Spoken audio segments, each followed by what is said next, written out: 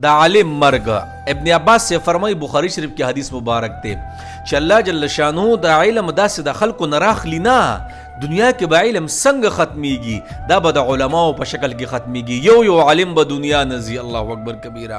और आखिर के बदा खलक जाहिलान खलक द खपल कौम मशरान की खा बहकी की दी च दा आलिम मर्ग अल्लाह दा ढेर द मुसीबत ते जक दा यो खला दा چې دا څوک پوره کولی نشي او دا یو ډیوه ده الله چې دا بیا څوک لګولی نشي. جامع الصغیر کې فرمایي چې دا عالم مرګ باندې ټول چې څومره مخلوقات یا ټول پې جاړي تر دې پورې چې په سمندرونو کې چې میان نه دي دام د عالم په مرګ باندې جاړي. بخاری شریف کې دي چې د قیامت علامات دا دي چې علم به د دنیا نه ختم شي او علم به د دنیا نه څنګه ختمیږي دا به د علماو په شکل کې ختمیږي چې یو عالم بسي دا به د دنیا نه ځي.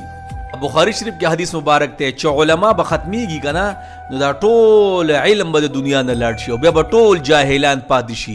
هغه کم چې هغه د دې پوستکی نه پوستکی اقشان خلق وي علما به د دنیا نه لاړ شي. جامع بیان العلم کې دي چې دا عالم مرګ الله دا د عالم مرګ دی او دا عالم مرګ داسې دی گویا چې پوره یو قبیله دنیا نه لاړ شي. الله د دې د وجنه د علماو زندگی دا رحمت ته په دنیا کې ګوره. فیض الفقار سے دنیا نه لاړ الله اکبر کبیره داسې یو عالم زمونږ نه روان دی. د علماو قدر وکړي یقین وکړي دنیا کې علم داسې ختمیږي نه دا یو عالم مونږ نه ځي. د دې علماو قدر وکړي ډېر نږدې وخت را روان دی چې زمونږ دا نوجوانان نه دي دا به ډېر نږدې رشتې بیا نه پیژني.